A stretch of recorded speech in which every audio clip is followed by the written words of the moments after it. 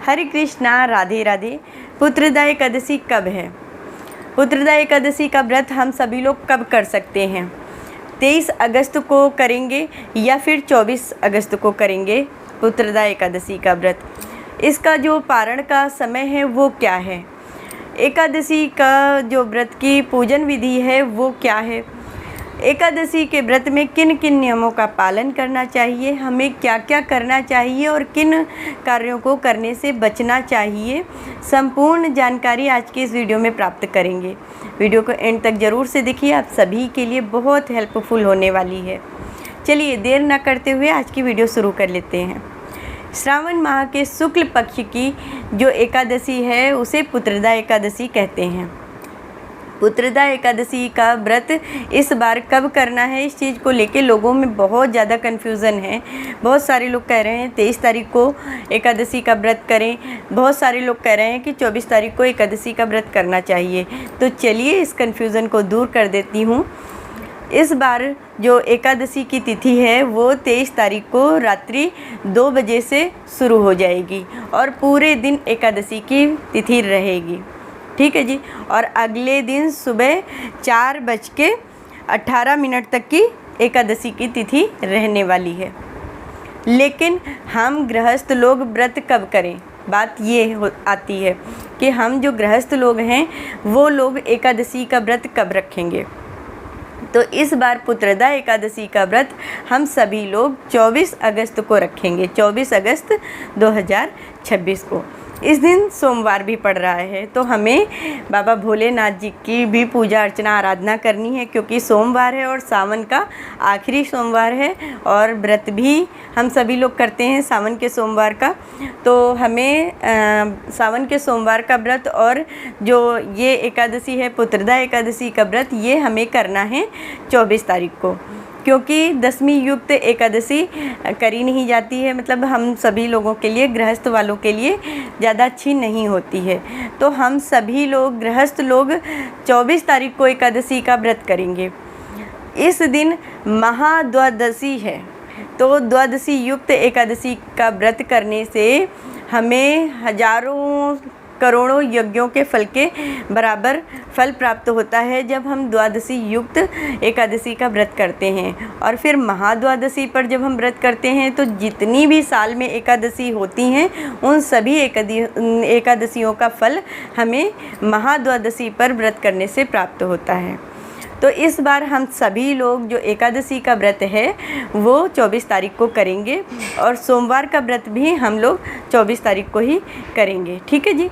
तो करना क्या है हमें? सबसे पहले आप सुबह मॉर्निंग में उठिए, घर की साफ़ सफाई कर लीजिए और थोड़ा सा गंगा जल डाल के स्नान वगैरह करके आप अपने घर के मंदिर में आ जाइए। अगर आपके घर में बाल गोपाल जी हैं तो उनको स्नान वगैरह करवाइए, स्नान करवा के और सुंदर से प्यारे प्यारे से वस्त्र पहनाइए, लाल कलर के, पीले कलर के, हरे कलर के, जो भी आपके पास हों वो वस्त्र अच्छे से पहना के उनका चंदन का बढ़िया सा श्रृंगार करिए, चंदन से श्रृंगार करिए, अच्छे अच्छे वस्त्र आभूषण पहना के उनकी पूजा अर्चना आराधना करिए, फूलों का श्रृंगार करिए।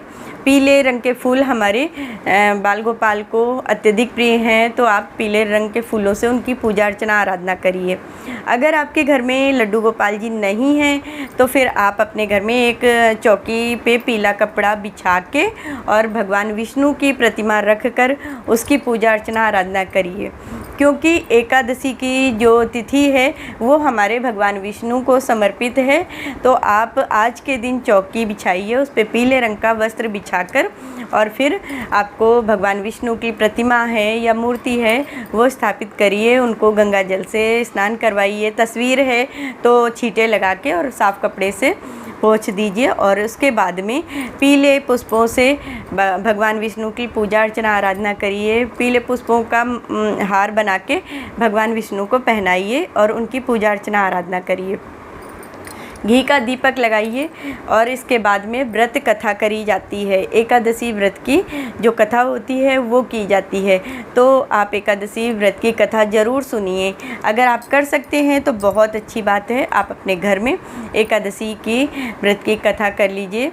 और अगर नहीं कर सकते हैं तो आप YouTube चैनल पर जाकर वहाँ से सुन सकते हैं। YouTube से व्रत की कथा निकाल लीजिए, एकादशी व्रत की कथा, और उसको सुन लीजिए। आपको मेरे कृष्ण सेवा चैनल पर भी एकादशी व्रत की कथा मिल जाएगी, तो आप वहाँ से जाकर एकादशी व्रत की कथा ज़रूर सुनिए। आज के दिन जो लोग भी व्रत करते हैं उन्हें पूरे विधि विधान के साथ इस व्रत को करना चाहिए। ठीक है जी।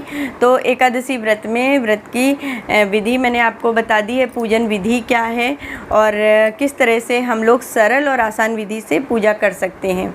सबसे पहले तो आपको स्नान करके संकल्प लेना है, भगवान के समक्ष स्नान वगैरह भगवान को करवा के ठाकुर जी को, और श्रृंगार वगैरह करने के बाद आप संकल्प लीजिए कि हे प्रभु, आज मैं एकादशी का और सोमवार का दोनों ही व्रत कर रही हूँ, तो आप अपनी कृपा बनाए रखिए।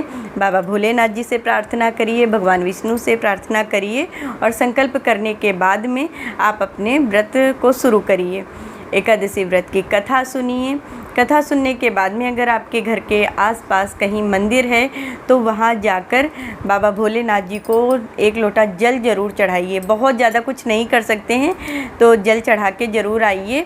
और एक घी का दीपक आपको बाबा भोलेनाथ जी के सामने भी लगाना है, क्योंकि सावन का महीना चल रहा है और जो कि हमारे बाबा भोलेनाथ जी का महीना है और सावन का आखिरी सोमवार भी है, तो इस चीज़ का भी आपको विशेष ध्यान रखना है। बाबा भोलेनाथ जी की पूजा अर्चना आराधना करनी है, भगवान विष्णु की पूजा अर्चना आराधना करनी है। आपको भगवान विष्णु के सामने भी घी का दीपक प्रज्वलित करना है और बाबा भोलेनाथ जी के सामने भी आपको घी का दीपक ज़रूर जलाना है। ठीक है जी। तो आप इस तरह से सरल और आसान विधि से पूजन कर सकते हैं। भगवान विष्णु की पूजा में तुलसी दल होना अनिवार्य है। तुलसी दल आप एक दिन पहले ही तोड़ के रख लीजिए, क्योंकि एकादशी के दिन तुलसी दल नहीं तोड़ते हैं। ये मैंने आपको कई वीडियो में बताया है। तो तुलसी का विशेष महत्व होता है, इसलिए आपको पहले ही तुलसी दल तोड़ के रख लेना है। और जब एकादशी होगी तो उस दिन आपको जितना भी आप भोग लगाएंगे ठाकुर जी को, उसमें तुलसी दल होना चाहिए। और शालिग्राम जी के ऊपर या फिर लड्डू गोपाल जी के पास में, भगवान विष्णु के पास में आपको तुलसी दल ज़रूर रखना है। तुलसी दल का विशेष महत्व है। ठीक है। तो आप इस तरह से पूजा अर्चना आराधना करिए। आती है बात दान और दक्षिणा की।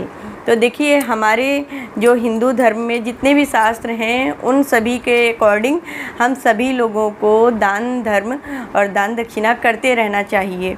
आपके पूर्णिमा की तिथि है, एकादशी की तिथि है, अमावस्या की तिथि है या संक्रांति है, तो इन तिथियों में विशेष कर दान दक्षिणा का महत्व बतलाया गया है।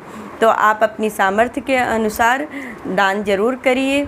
आप थोड़ा सा कच्चा भोजन या तो दान कर दीजिए, और या फिर आप एकादशी के दिन तो आप मीठे का दान करिए। चीनी वगैरह ले लीजिए और मंदिर में जहाँ पे आप पूजन के लिए जा रहे हैं पंडित जी होंगे तो आप उन्हें दान दक्षिणा करके आइए अपनी सामर्थ्य के अनुसार। उसके बाद में फिर आपको आपके घर के आसपास या फिर कहीं पर भी कोई भी ज़रूरतमंद व्यक्ति दिखता है तो उसको उसकी ज़रूरत का कुछ भी सामान आप दे सकते हैं। आप अन्न का दान जरूर करिए। तो एकादशी का जो तिथि है उस दिन भी दान किया जाता है, और जिस दिन हम पारण करते हैं यानी कि द्वादशी के दिन, उस दिन भी दान का विशेष महत्व है। तो इस तरह से हमें एकादशी व्रत की पूजा अर्चना आराधना करनी है। मैंने सभी वीडियो में आप सभी को बताया है कि इसी तरह से मैं भी करती हूँ। एकादशी के दिन अपने बाल गोपाल जी की सेवा अर्चना करती हूँ और पूजा पाठ करती हूँ, एकादशी व्रत की कथा करती हूँ। आप मंत्रों का जाप करिए, जो भगवान विष्णु के मंत्र हैं उनका जाप आप कर सकते हैं। तो इस तरह से आपको एकादशी व्रत करना है। आपको अगले दिन यानी कि जो पहली बात तो हमें ये वाली एकादशी इस बार 24 तारीख की करनी है, जो महा द्वादशी युक्त एकादशी है। इसका पुण्य जितना भी पुण्य है ये हजारों गुना आपको प्राप्त होगा। अब बात आती है पारण विधि। तो आपको इसकी पारण विधि अगले दिन सूर्योदय के बाद करनी है। सूर्योदय के बाद में आप जो है अपने घर से पहले अन्न का दान करेंगे। आप खिचड़ी का दान कर सकते हो या फिर जो कच्चा सीधा निकाला जाता है वो निकाल लीजिए, उसका दान करिए। किसी भी ब्राह्मण को आप देकर दान दक्षिणा करके उसके बाद में फिर आप अपने व्रत का पारण कर सकते हैं। आप उसके बाद में ही अन्न या जल ग्रहण करेंगे। सबसे पहले आपको दान निकालना होगा, उसके बाद में ही फिर हम सभी लोग इस व्रत को संपूर्ण करेंगे। ठीक है जी। तो पारण भी अगले दिन सूर्योदय के बाद होगा। तो आप सुबह उठिए, स्नान वगैरह करिए, सेवा पूजा करिए, अपने बाल गोपाल जी की, भगवान विष्णु की, बाबा भोलेनाथ जी की पूजा अर्चना करने के बाद में आपको पारण करना है। और उसके बाद में पूजा अर्चना करने के बाद में आप दान दक्षिणा निकाल दीजिए, उसके बाद में आप अपना व्रत खोल सकते हैं। तो बहुत ही सरल और आसान विधि आप सभी के साथ शेयर करी है। चावल ग्रहण नहीं करना है। देखिए 23 तारीख को भी एकादशी रहेगी, तो इस चीज़ का भी विशेष ध्यान रखना है। चावल का निषेध होता है एकादशी पे, तो आपको चावल ग्रहण नहीं करना है। तो आप ना तो 23 तारीख को चावल अपने घर में बनाएंगे, ना ही चावल की बनी चीज़ें खाएंगे, और 24 तारीख को तो चावल खाना ही नहीं है। तो आपको इन दोनों दिन चावल का त्याग करना चाहिए। तो इस तरह से हम लोग करेंगे पुत्रदा एकादशी का व्रत। पुत्रदा एकादशी का व्रत करने से हमारे जो संतान होती है उसके वृद्धि होती है, हर काम उसके बनने लगते हैं। जब हम पुत्रदा एकादशी का व्रत करते हैं तो हमारी संतान के सभी कार्य बनने लग जाते हैं, और जिनके संतान नहीं होती है उनको संतान अवश्य प्राप्त होती है। तो हम सभी लोगों को पुत्रदा एकादशी का व्रत अपने बच्चों के कल्याण के लिए ज़रूर करना चाहिए। आई होप आप सभी को ये संपूर्ण जानकारी अच्छी लगी होगी। वीडियो पसंद आई है तो लाइक शेयर तो बनता है, प्लीज़ वीडियो को लाइक करें, शेयर करें, और मिलती हूँ आप सभी से नेक्स्ट वीडियो में। तब तक के लिए हरे कृष्णा, राधे राधे।